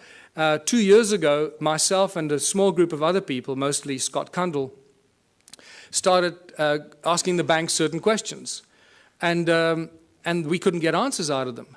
And then we started doing research and realizing how it all works. And for the fractional reserve system, you all know that, or you should know that. And the fact that money doesn't exist. In fact, in the South African Bank Act, to my horror of horrors, and I was in court, and I was doing research to stand up and defend myself, because the only way we can do this is when you stand up in court and defend yourself. So we didn't use lawyers.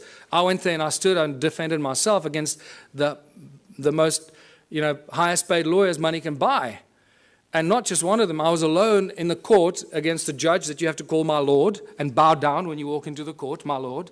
And you start realizing the cabal, ritualistic club that these people belong to.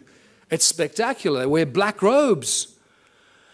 And you go there and call it my lord, my lord. I thought I was going to cause trouble at first, but then I bit my tongue and I didn't do that. But what I found is that in the Bank Act in South Africa, and I'm sure the same goes for the rest of the world, there is no definition for the world money. There is, however, a definition for bills of exchange, promissory notes, and negotiable instruments.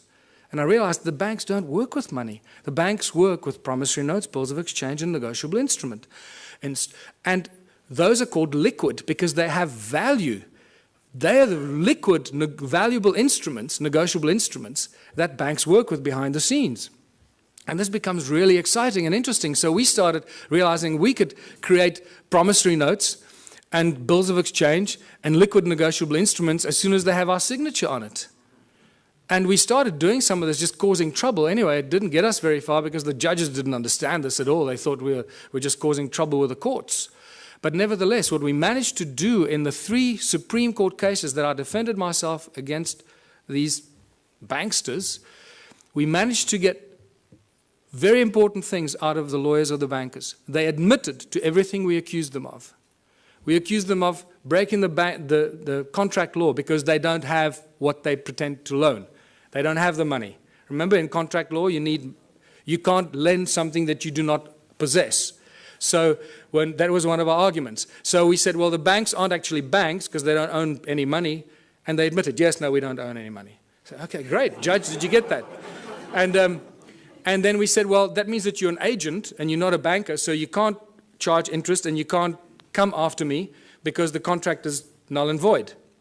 And then we realized that they securitize your signature. They sell every document you have, every document you sign with your signature on it and has a value on it is sold in a process called securitization.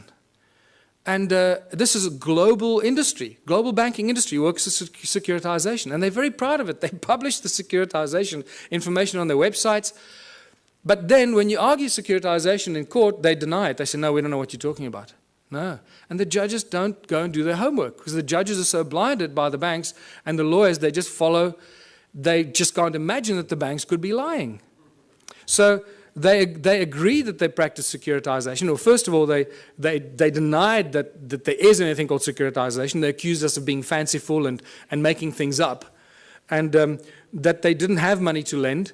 We accused them of not having locus standi or any rights to start the action against you because they sell your documents and your contract to a third party called a special purpose vehicle. And that special purpose vehicle company is a third party that takes complete ownership of your property, your car, your credit card debt, your overdraft.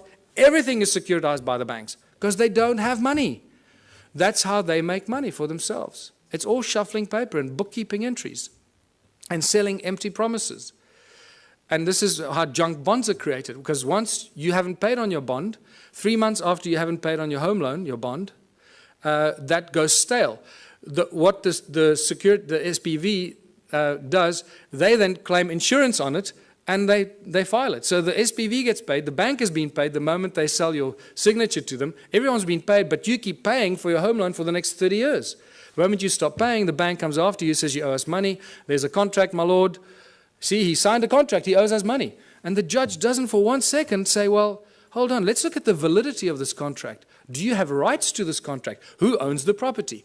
So this has now been exposed. We are this close in South Africa. Myself and Scott Kundle from New Economics Rights Alliance, we're this close from bringing down the banks. Yes. This close. Yes. So,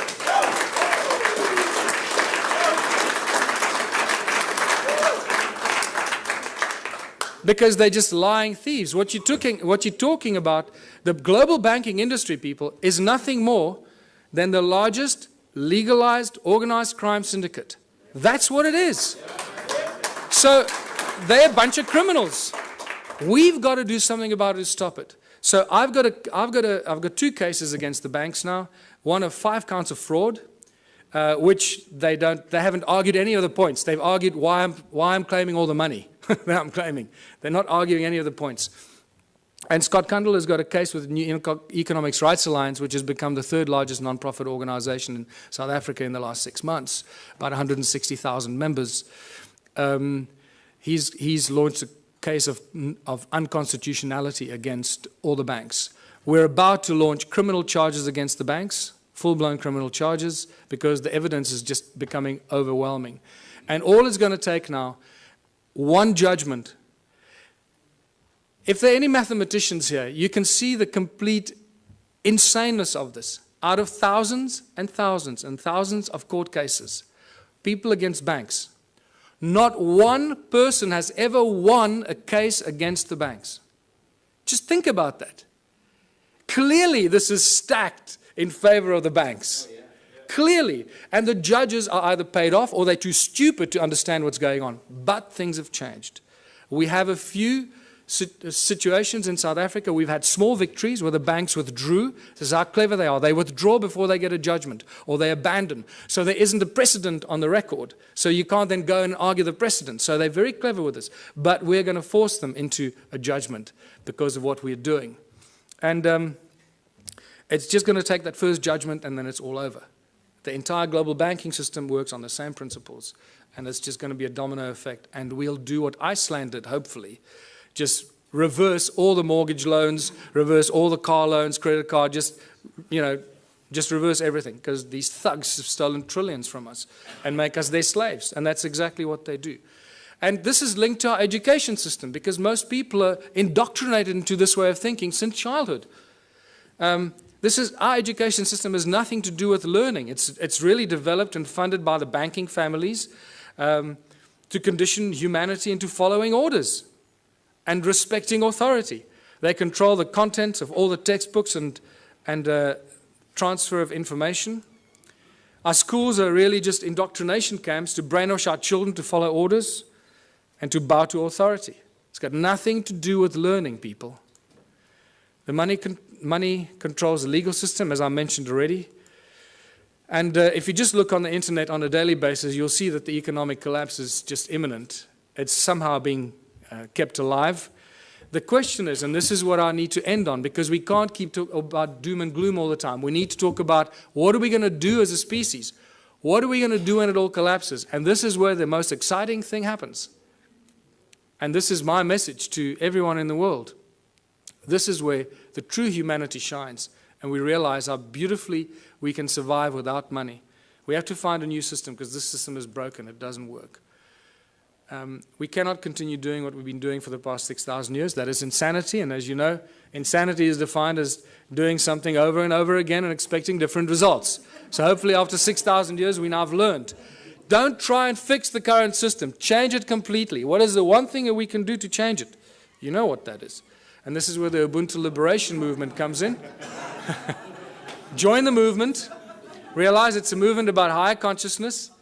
It's about breaking all the norms that we've been conditioned to believe, standing up to authority, and taking back what belongs to us, living, breathing human beings.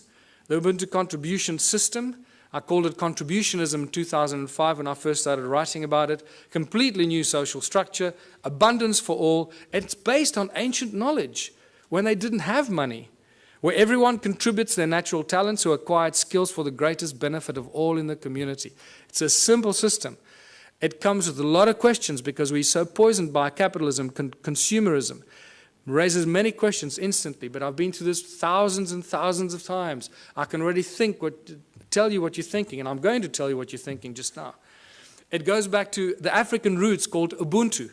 All ancient cultures, in a way, share this African system called Ubuntu. They have different names for it, but it always comes down to the same thing. It's amazing that the ancient cultures survived for thousands of years, not using money, and they thrived, as Foster Gamble would say. And they had a similar philosophy. If it's not good for everyone, it's no good at all. And that is a beautiful philosophy that I'd like to share with everybody, because I don't want to do anybody harm, and I don't want to do anything that's going to harm anyone because it does me good. I'm not interested in doing that. And this is why the whole Ubuntu contributionism system, the Ubuntu movement, is a movement of higher consciousness. It is for people moving into a new age, a new era of higher consciousness. Exactly that. So that's the virus we want to inject into the South African Parliament. Higher consciousness. Not because I want to run for president. In fact, if by some miracle I became president, and this was a question that was asked me in Durban last weekend at our first public meeting.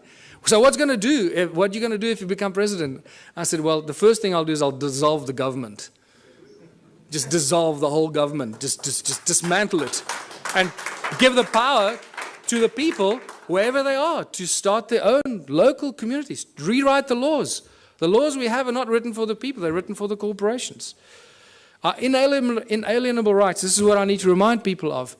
And this is beautiful, because this is part of the ANC's Freedom Charter that they stood for over 100 years. Now, it's been very conveniently forgotten. And this has become the new Freedom Charter for the Ubuntu movement. The country belongs to the people. The land belongs to its people. The water, the minerals, the airwaves, doesn't belong to Vodafone, it belongs to the people. The forests and everything in the country belongs to the people. Yeah. The land in China belongs to the people, and they should do exactly the same. This applies to every country, people. It does not belong to the government or any large corporation that has laid claim to it. And when you read this statement, you realize that we've appointed our leaders to be our servants, but they're not serving us. We appointed them to do the best for us, not for them. So whatever we want and we need as a people, they should be doing for us. Is that happening? No. The opposite is happening. So what has happened here? The government is not serving the people. The only conclusion we can reach is that they're serving themselves and the corporations that fund them. They have turned the people into their slaves. The government and large corporations have stolen the country from its people. It's as simple as that. We've become the slaves, and unless we do something about it, it stops. How do we know this? In South Africa, I don't know about these countries. I believe the European countries, how it works now. I haven't done that research because I'm focusing there. The government of South Africa and the Republic of South Africa are both registered as two separate corporations on the US Securities Exchange. So they're corporations that trade us as commodities. Every week, new laws are passed. In every country, I guess. In South Africa, it's published in the Government Gazette. Nobody knows where to get it, how to read it, what it means, but they publish it in the Government Gazette and they get away with it. You see, it was published. You didn't object, so now it's a new law. That's how they get away with it. But every week, they publish new laws that we don't understand and we don't want. Our laws protect the corporations. They do not serve the people. Corporations have more rights than living, breathing human beings. I've witnessed this in my own presence in court on 3 occasions. And the fun gets better every day. Because, you know, for those of you that have been following some of what I've been doing, 2 weeks ago, our legal advisor, Raymond Dix, was attacked in his house by 10 armed men, tied up and held at gunpoint for 3.5 hours while they ransacked his office, his home office. They made it look like a robbery, but when they left and very carefully removed his computer, his hard drive, his backup hard drive, and his secondary hidden backup hard drive, which they knew exactly where it was, they left with only 2 other things. The legal files pertaining to my actions against the courts, the banks, and Scott Kundal's files, New Economics Rights Alliance, the Ubuntu movement, my movement, and New Economics Rights Alliance. Those are the only files, legal files, that disappeared. So it's very clear what's going on here. The banks hit us where it hurts most, that our nerve center removed all our research, documentation, and files, but we had backups elsewhere.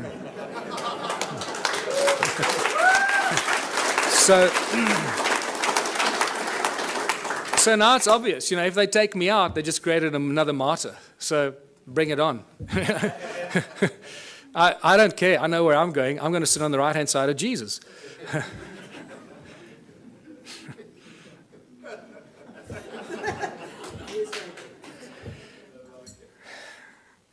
We need a whole new legal system written for the people, by the people, not by the corporations and the governments that want to schneid the people into the ground. Everything in South Africa and in other countries belongs to the people. Eskom, for example, is the electricity supply giant that supplies most of Africa with electricity. All the installations of Eskom belong to the people. The coal they use that they get out of the ground to charge us for the electricity belongs to the people because the coal belongs to the people. Sasol is the coal to liquid petroleum company that was paid for by the taxpayer. The technology was developed from German technology in the 1920s. That was paid for by the South African taxpayer, all the early installations for Sasol. So all the fuel that we should be driving on in South Africa, we should have virtually for free because all the components belong to the people. The railways run every day, but they don't transport people. They transport coal and wood. Everything for the corporations, nothing for the people. You can't catch a train anywhere in South Africa. And so it goes. The forestry, the minerals. Forestry, between Sappi and Mondi in South Africa, they own more than 1 million hectares of land that they somehow managed to take possession of. Who gave it to them? The people didn't agree to give it to them, but it belongs to them. So you can see how this theft of the land and all the inalienable rights of the people of the land have been stolen and given to corporations. So the government and the large corporations have stolen the country from its people. It's obvious. What do the people need? This is where we start seeing the beautiful side and how simple things can be. What do we need? We need food, water, love, friendship, homes, tables, chairs, knives, forks, gardens, clothes, technology, healthcare, arts and culture. We need everything that each and every one of you can imagine and beyond. We need everything, and we should have all of it because there should be no hurdles to achieving this and having that, right? We do not need money. Did you see money anywhere in that list? No, we don't need money. Money gets in the way. Money is the obstacle, is the hurdle to all progress. Money does nothing. People do everything. People plow the lands, grow the food, build the bridges, build the rockets, solve the mathematical equations, create the technology. People do everything. Money does nothing. Money is just the obstacle to all this incredible progress. People create the arts and the culture. Money does nothing. The origins of money goes back to Sumeria once again. These Sumerians, the first forms of money were really little clay tablets. They were tokens of exchange. And then eventually they started minting them, as you know. So for millennia, great minds have stood up against the abuse of humanity through money. It's not something new. Julius Caesar stood up against the money, the powers of money. It took back from the money changers the power to coin money and minted coins on benefit of all. With this new plentiful supply of money, he established many massive construction projects and built great public works. And we all know what happened to Julius Caesar.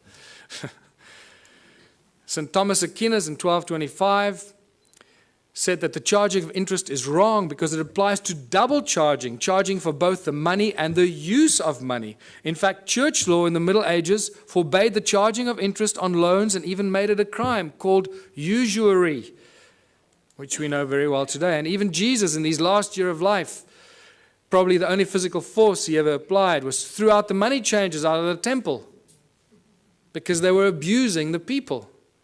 And this is by far the most cutting statement made in recent times, Thomas Jefferson, because this is what we find ourselves in today.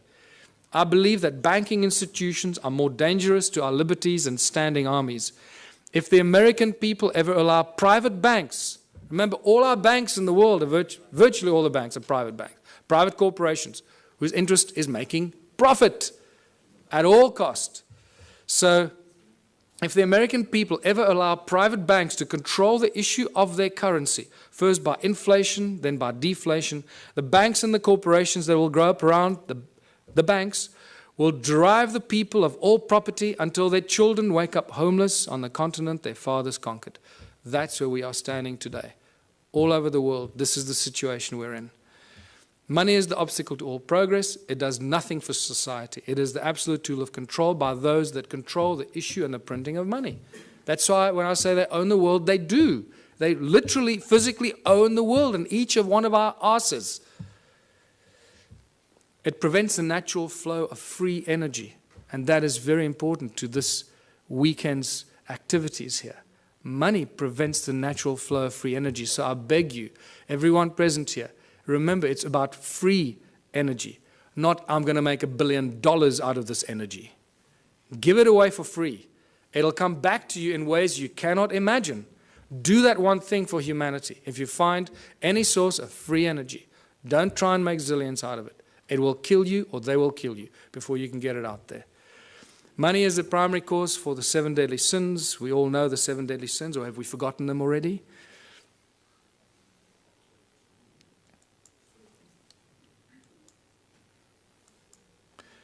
It's not the love of money. Many people ask, oh, it's just the love of money. Money, there's nothing wrong with money, man. It's just a form of exchange. You know, we're so poisoned that we try and argue for it. We try and defend it. That's how poisoned our minds have become. It's incredible. It's not the love of money. It's the mere presence of money that causes all these problems. If you take money out of the system, all this stuff suddenly and miraculously vanishes. So what is the solution? If it's the mere presence of money or the love of money, of all of the above, what are we going to do to solve the problem? The answer is so blatantly obvious. Remove money. Just get rid of it. Get rid of it. What do we need it for? It's causing all the strife in our lives. It's destroying our planet. The mines are raping our Mother Earth, taking out the precious guts out of our Gaia and distributing it around the world to people that claim they own it. It's sick. The obvious questions, if you remove money, so who's going to shovel the crap? How are we going to pay for things? I'll just sit on my ass and do nothing. I want 50 Ferraris. You know, are we going back to the Dark Ages, living in caves? Is this a lawless society? Who's going to make the rules? Why should I do something I don't want? These are the first things. I know these are the most commonly asked questions, and I'm sure that you're asking some of them to yourselves. But I can tell you that as you work through this process of a moneyless society, Ubuntu society, where everybody contributes their natural talents or acquired skills to the greatest benefit of all, with certain minor rules that are not rules, it's really just an agreement that this is how we're going to work together. The moment you start working in that kind of community, the abundance is so spectacular that we, right now, cannot imagine it. It is not possible for us to imagine it until you start immersing yourself in this kind of thinking. And I call these the Ubuntu communities, as I said, where everyone contributes their natural talents or acquired skills for the greater benefit of all in the community. A new social structure for a new world and a new age. Abundance for all beyond our wildest belief. There are 5 mantras, 5 key points to the Ubuntu society. And it's not barter or trade. Everybody often jumps, a lot of people jump to the conclusion, think, oh, let's go back to barter. No. He who has more to barter or trade will eventually rule the roost. So you can't go to that system. If you have nothing to trade, what are you going to say? Well, I got nothing to trade, so I'll have to, kiss your butt. No. So the Ubuntu contribution mantra is the 5 points. No money, no barter, no trade, no value attached to anything greater or lesser than anything else. Because why? Each one of our contributions should be and is equally valuable. If you start telling, well, I'm a doctor, my time is more valuable than yours, you're barking up the wrong tree, brother. Okay. So, and the final one, where everyone contributes for the greater benefit of all in the community, because that is how you get rewarded. You get rewarded by the recognition of the people in your community. Isn't that the highest reward everybody wants and is trying to buy with money, is recognition and respect of others? In essence, ultimately, that's what most people really want, is just to be loved and recognized for what they've done. And they think they can use money to do that. And then when they make a lot of money, they get zillions in the bank, then they suddenly realize, oh, well, nobody loves me anymore. They all want to take my money. So let me spend my money and then people will love me. And that's generally what happens when they start paying for things and people love them more, when they start giving it away. So, united Ubuntu communities. In unity we thrive and anything is possible. Anything is possible. A world without money. There's no crime, no envy, no gluttony, no greed, no hoarding, no hierarchy. And the whole Ubuntu movement and the Ubuntu party has no hierarchy. Communities look after themselves. We have no central government. We don't have any central assholes trying to tell you how you should be running your life. No obstacles to any kind of progress. Because the solutions are simple and there are many bright minds here. We all know what the solutions are, what should be done to solve the problems, and somehow our politicians just can't get it right. They keep screwing it up, So don't ask the politicians to solve it. Give it to the scientists, give it to the farmers, give it to the engineers. They'll solve the problems for us. Ordinary people will. Politicians will do nothing. Transition will have to occur in simple steps that flow from one to the other. We can't go from zero to hero. We can't go from a moneyless-driven, capitalistic, consumeristic monster to a moneyless society that lives in harmony and zen, right? It's not going to happen. So if you go onto my website, the ubuntuparty.org.za website, I've started posting a number of papers on how the transition will take place. There's not time for it now, so I ask you, please go onto our website and check it out. It's beautiful. What's key here is that the small towns will probably play a very important part in the transformation, because in small towns and small communities, people will agree on things a lot quicker than in the big cities, right? So they will agree, okay, we need to get off the grid, we need to grow enough food for all of us, we need to make sure we got water, and they can go out and do it. We must create alternative energy for ourselves in our town, so if the grid goes down, we stay alive. And the small towns and villages will become the activators of this transitional phase. And I put together a few theories and ideas to give people ideas how to start doing this. It also goes into our education and schooling systems, where we stop sending your children to school. Please, I beg you, don't send your children to school. Don't do it. You're turning them into monsters. I've had a few of my friends in Johannesburg, in South Africa, that have not sent their kids to school. They are much smarter than the kids that go to school. And I'm not kidding you. They really are. They just learn from their parents, and they learn. And you'll find that what happens with these kids, they start reading later. They might start reading a little bit later. But when they start reading, they become like these monster little readers. They just read everything. I mean, these little kids are reading books that other kids don't even dream of. And that's because they're not preconditioned by the schooling system. Energy, water, food, housing, arts and recreation. These are the things that small communities can take control of very, very quickly and establish it for themselves, make themselves go off the grid and be totally in control of their own destiny. And many, many community projects must be and should be attached to this activity. Absolute abundance on all levels. Once you start doing this, food, science, culture, community, abundance on all levels. Now I'm going to give you a small example. You've got to use your imagination here because there's not enough time now and we've got to finish off here. So imagine in the little town that I live, we've got a river, we've got a fish farm, we've got a dairy farm, we've got a bakery, we've got a wood factory, a metal factory. The community starts to work in these projects. The whole Ubuntu thing means that, and contribution means that everybody must contribute 3 hours a week towards one of these community projects. That's all you have to do, 3 hours a week.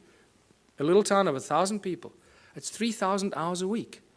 No municipality or town council can afford 3,000 hours a week salaries for people to do this work. Can you see how that's dramatically shifted the status quo and the equilibrium? How much we can produce if we just work for 3 hours a week on basic projects. Producing milk, cheese, butter, fish, breeding fish, baking bread, growing vegetables, and so forth.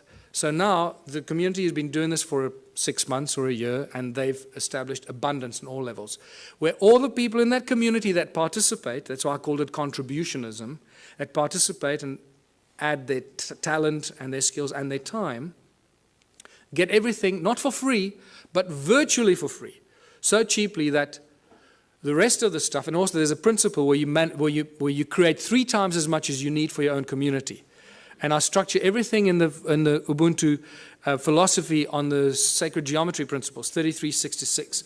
So you produce 3 times as much as you need for your community. Why? Because there'll be other communities that can't produce what you're doing, so you'll be actually helping them while they're helping you with the things that you can't produce. So, and by the end of that, there's so much abundance because you're doing it 3 times that whatever you don't consume in your own little village or town, what are you going to do with? You're going to make it available on farmers markets and stores in your town for the surrounding communities. The moment you achieved that state, you've created the domino effect. Because what's going to happen to all the neighboring towns? All the people from those towns are going to come buy your bread, your milk, your cheese, your whatever it is you produce. Because it's going to be a fraction of the cost they pay for it in their own town. There's your domino effect. There's your trigger point. So think about it from that perspective. At the outset, it sounds like a huge thing. Wow, how are we going to go from there to a moneyless society? I believe that I've just taken you through a very simplistic example of how small towns and small villages and communities can be the trigger points and the examples that start the domino effect. Once the first town is set up, it's impossible for the surrounding towns to stay alive. They will have to follow the same example. Otherwise, all their businesses will close down. And when they do close down, then they will follow your example. So either they will do it willingly or they'll be forced into it because of stupidity. In the Ubuntu communities, children follow their passion and their dreams. The education system changes completely. There are no classrooms. Children learn real, practical skills. So by the age of 16, they've done everything. They've baked the bread. They've worked in nuclear laboratories. They've built rockets. They've built homes. They've built earth ships. They've planted seedlings and grown fruit. And they'll be so wise by the time you're 16 because you've had all this experience. You'll be smarter than all the professors in the world thrown together today.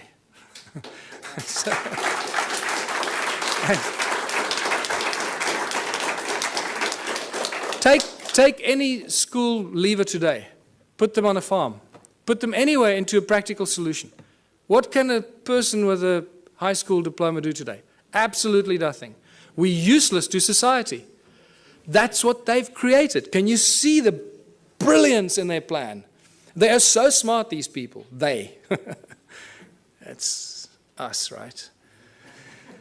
So we are so smart that we're doing this to ourselves, right? Where we create our children, turn our children into these little, we lock them up in jails for 12 years, most precious years of their life, and then throw them out to start all over again and be totally open to manipulation and control. So master teachers, only when a community decides that you're a master shoemaker, or you're a master rocket scientist, or you're a master baker, or a master this, only the community can decide who they will allow to teach their children. Isn't that a better system than teachers that go and get some diploma and they're real assholes and they teach your child? You go, God, how can that? I'm not going to let the teacher teach my child. The community will have the final say. So when I say decentralized government, that's how fine it becomes. The community chooses who their master teachers are, the people that they have respect for, and the people that they honor for their capacity and their ability. And this is how we grow, how we build Ubuntu communities, because only out of unity comes infinite diversity and abundance. Only out of unity. Anything else is a futile exercise that will bring us back to the same point at some future point in time. So I'm going to end here, because this is the end. Join the Ubuntu Liberation Movement. It's not just a South African entity. We've had various people around the world say to us, can we start the same thing in wherever? Yes. Go online. Start the same thing. Use all the material I've published. Put it out there. Share it with everybody. And become part of this transitional phase. And thank you for listening. I hope I gave you some food for thought.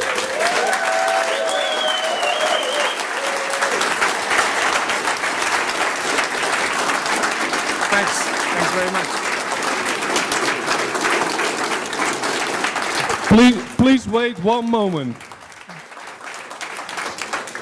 People are coming up to me and asking me, what can we do after the conference? Now, one of the things we can do after the conference, Michael needs exposure, big time. We need a bus going around. Everybody who has a Facebook page, a Twitter page, you just put one line, Michael Tellinger for president, and this website.